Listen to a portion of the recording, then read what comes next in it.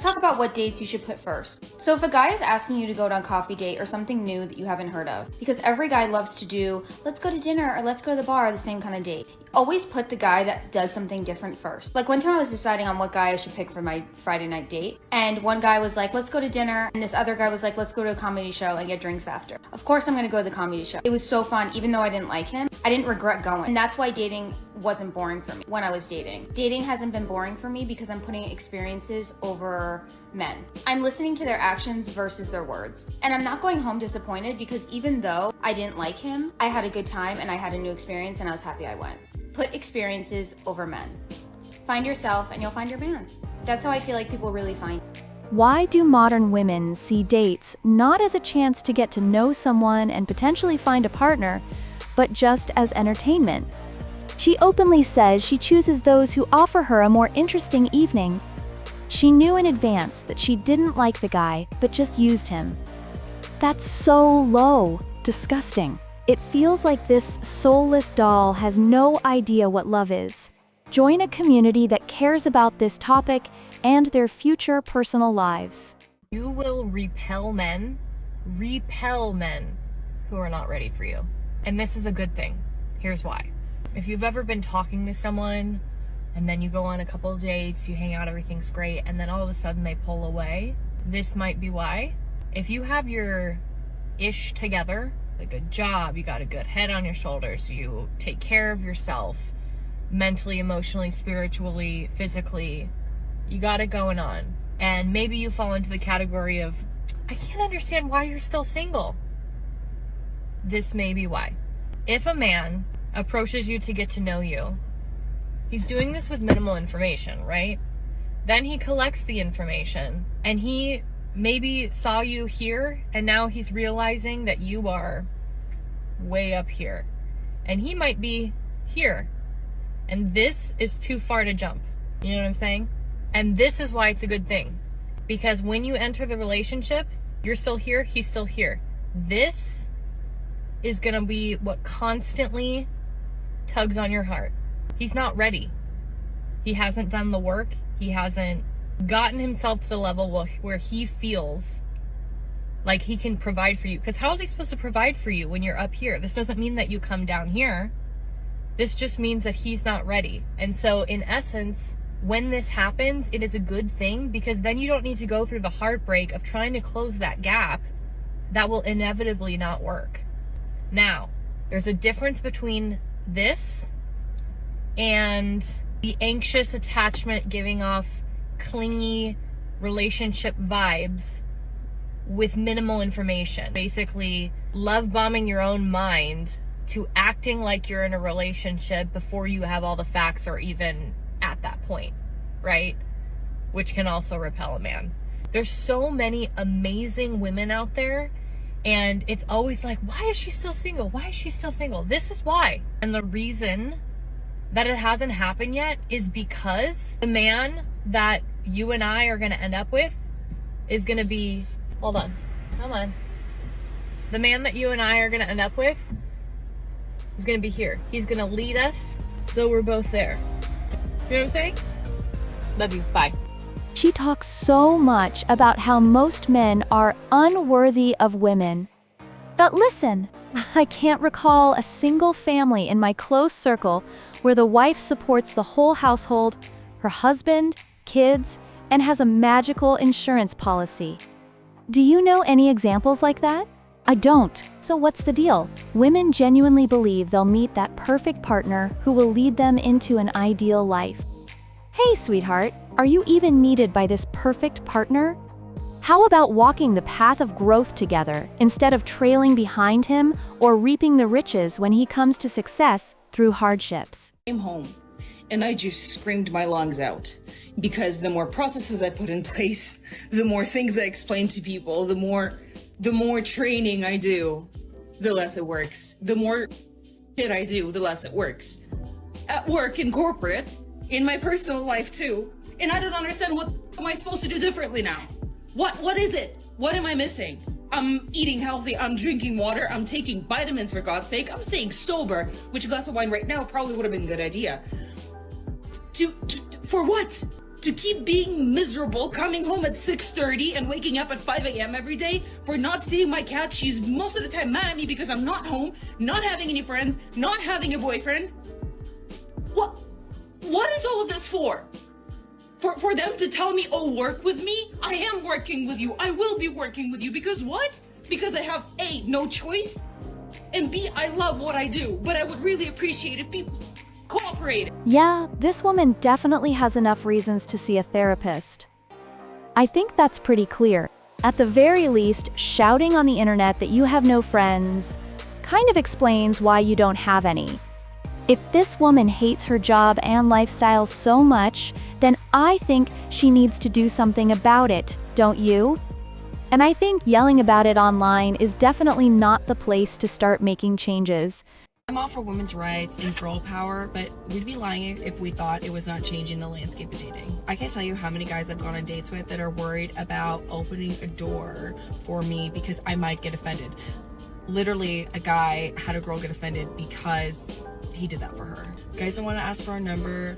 They don't want to pick us up for a date. They question whether or not they should pick up the tab because they're worried that women are going to get offended because some women out there get offended. So if you're the type of girl who wants to pick up her own tab, does not want the guy to open the door for you, then that's your prerogative. But don't mess it up for the rest of us who like a guy to be a gentleman and actually want to treat us well and open the door for us and do all those chivalrous things that are maybe there should just be a separate app for the women who want to be super independent and do their own thing, and then a separate app for the rest of us who want men to be genuine, who want to be chivalrous, who want to open the door.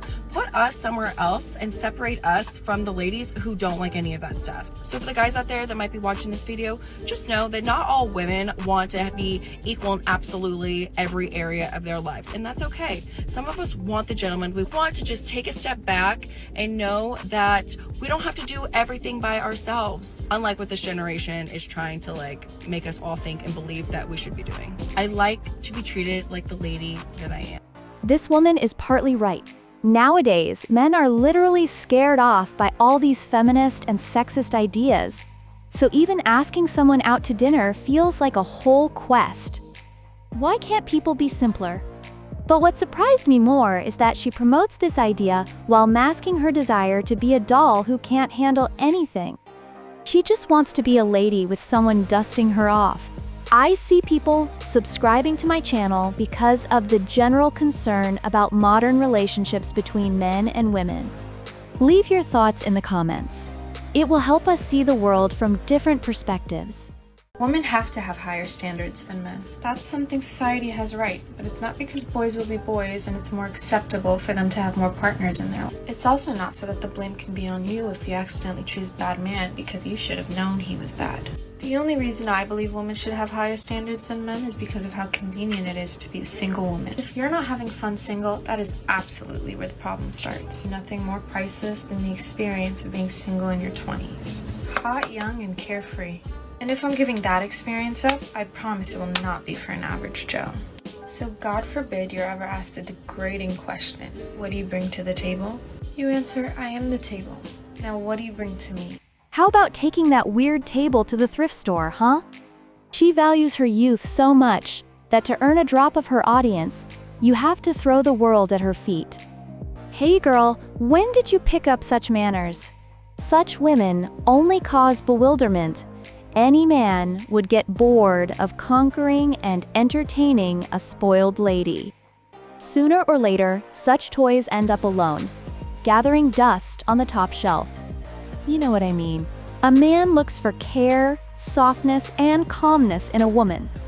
And only then will he spend his energy to move mountains and achieve success. Rejected by a matchmaker this week. You wouldn't be able to work with me. When we met, I told her what I was looking for and told her a lot about me, and I tried to highlight some of my core qualities, including the fact that I'm very, very type A, organized. I like to be the leader. I told her the types of things that I like doing. I also told her I was looking for a man who was also a leader because I don't want to always be the leader, believe it or not.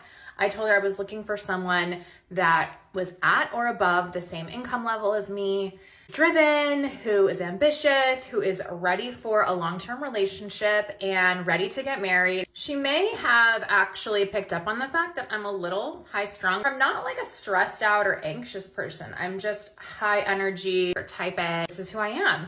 And she was asking me, do I meditate? No. Do I journal? No. Do anything woo? And I said, no. I said, in fact, I'm not even on the same planet as woo. When talking about what I didn't like in a man, I said I could never really be with a beta type man. I specifically used the word doormat. I said I would chew them up and spit them out. And her response was, well, I married that type of man. She was saying that, men really like a soft woman and I should try some of these vision board, journaling, meditating type of things. Would never gonna be that type of person. She also said that she could sense I had some walls up, which of course I'm coming to meet a woman who I'm asking to find my future husband at the rate of several $1,000s. I, of course, am going to be here really just trying to interview you, my dear friend, because I want to know if I'm going to get my money's worth with you. So, of course, I'm going to have some walls up. I also think it's perfectly normal to have some walls up when you are meeting someone for the very first time and who also had not taken the time to do her own research on me by stalking me on the internet. She definitely didn't have time because she asked for my socials no more than 1 hour before our meeting. So I asked her if she thought I would be ready for her services. Her response, she essentially said that I am not ready for her type of services because I have too much work to do. My walls are too high and I'm not ready for a long-term committed relationship at the ripe age of 38, where I have been in therapy for 10 plus years. She also said that she's too woo for me, which I can accept that. That's fine. However, I shouldn't need to be a woo type person to be worthy of love. She also said that I need to soften a little bit. And men like a softer woman. Essentially, I spent $350 to meet with this woman, have her tell me I am not worthy of love as I am, but the fact that I need to change in order to be worthy of love and partnership.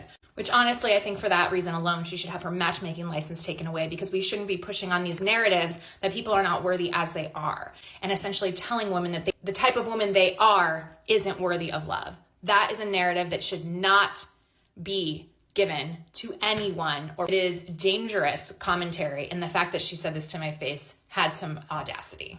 Well, we're celebrating my 38th birthday tonight, and we are going to wash all of what she said aside. I am so excited. And we're going to believe that no matter the type of woman you are, love is out there for you. We are not going to listen to this toxic narrative. And here we go again with these double standards. Don't you agree? It's great when you love and value yourself. But the fact that a woman has to turn to a matchmaker to find a partner at 38 says something. Yes, men don't need another man in the house to constantly figure out who the boss is. Why can't you just be a woman, understanding, gentle, flexible, and wise? After all, you can be whoever you want, but then don't be surprised if you don't fit into that traditional picture of a family that you still want to recreate in your life. Interested in delving deeper into such topics? Subscribe to our channel and actively participate in discussions. Your comments are important to us.